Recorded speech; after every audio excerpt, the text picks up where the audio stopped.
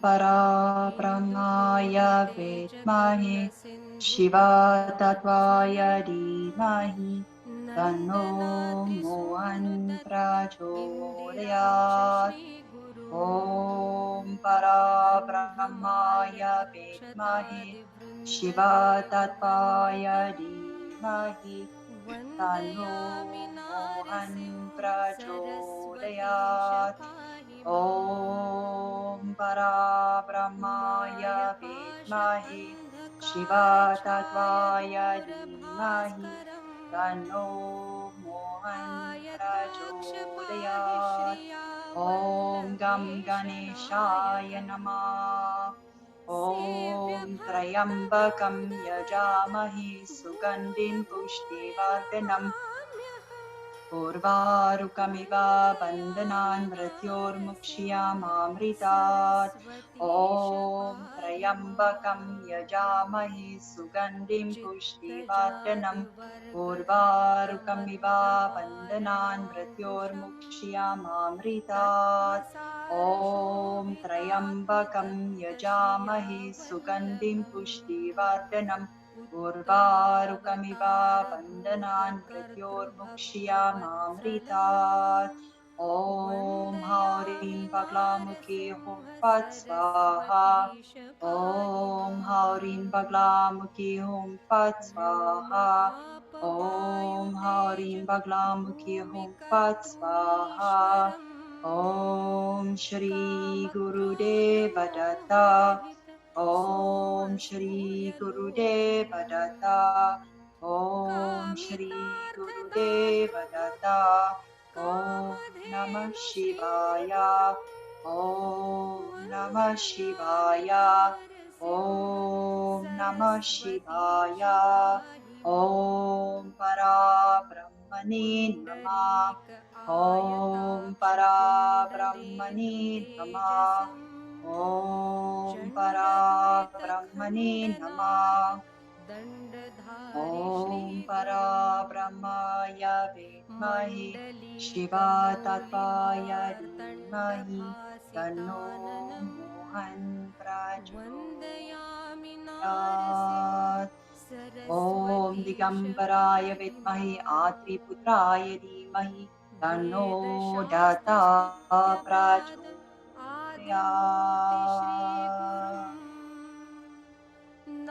Jai Mohanji. Today I'll be reading chapter 21 of the Guru Charitra. The dead child became alive. The sannyasi said, "You are mourning in vain. Who has come to birth in this world has to die. How long can last the foam or bubble in the water? The body is made of 5 principles, and when they are separated, the body also perishes. Sattva, Raj, and Tam are the 3 qualities of those principles. Sattva begets God, Raj begets human being, and Tam begets demon. Man does good and bad actions, and accordingly he gets enjoyment or suffering in the next birth.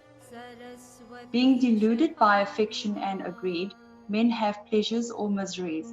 They are dependent on actions of the previous birth. Even gods and rishis have to suffer. Only is not aggrieved at death. When a female is pregnant in the beginning, the fetus has no shape, but it develops and comes to birth, and it is therefore evident that it will perish one day. The body is like a bubble in the water. Some die in childhood, some in youth, and some in old age, as per actions of the past life. But due to affection, it is said that she is the mother, he is the father, son, wife, friend, and so on.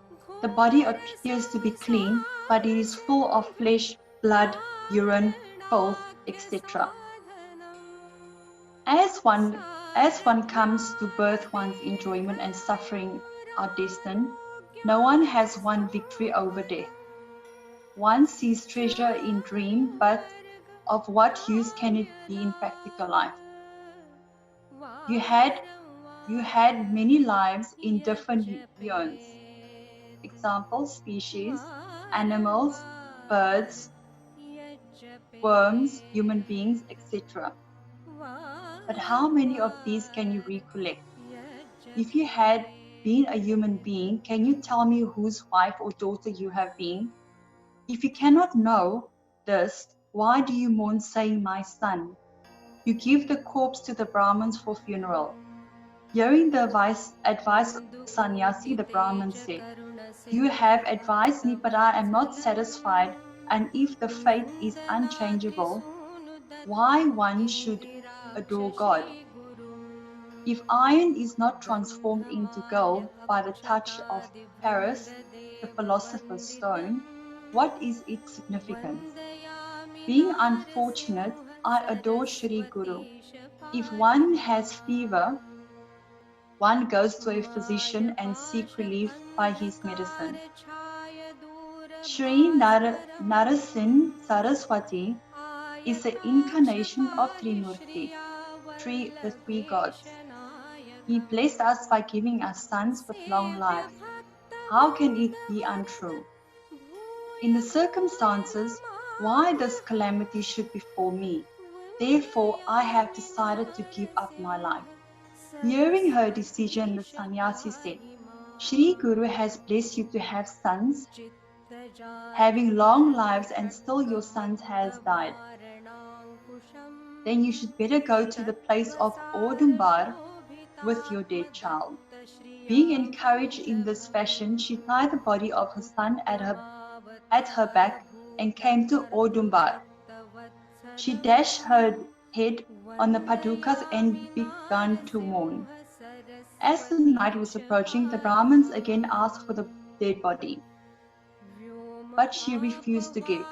The Brahmin said, the body will emanate foul odor tomorrow, and then she will have to give it. Saying this, they went home. Only the parents remained there. Later on, after midnight, the parents felt drowsy and got a nap due to exertion. In her dream, she saw a person with vibhuti marks on the body, a wreath of rudraksha around the neck, a trishul in the hand, and a tiger skin on the body. He said to her, why are you blaming me and mourning? What ails your son? Saying this, she applied bhasma or vibhuti to the forehead of the son, opened his mouth and blew air into it by his mouth. Thus oxygen was infused in his body. The result was that the boy began to move his limbs and came to life. At first sight, she was frightened. She thought that one sees in one's dream whatever is in one's mind. But as she awoke, she found that the boy was making movement and his body was warm. At first, she placed the boy away out of fear, but the boy sat and asked for something to eat as he was hungry. She took him to her breast. Milk came out profusely from the paps. Then she gave up fear and was delighted. She aroused her husband. Both bowed to the padukas of Shri Guru and prayed, kindly forgive us for our harsh words. They took rounds of the tree and went for bath. After bath, they washed the blood on the padukas and worshipped them with great devotion. By this time it was morning. The Brahmins came here again for the funeral, but they were wonderstruck to see the child alive.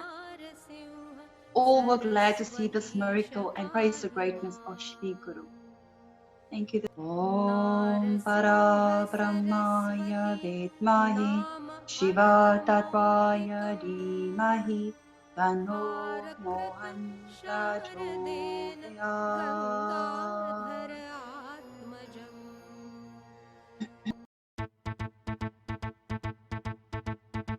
Thank you so much for joining us. Please do subscribe to the page as well as click on the bell icon so you can receive notifications once we upload the next chapters. Jai Mohanji.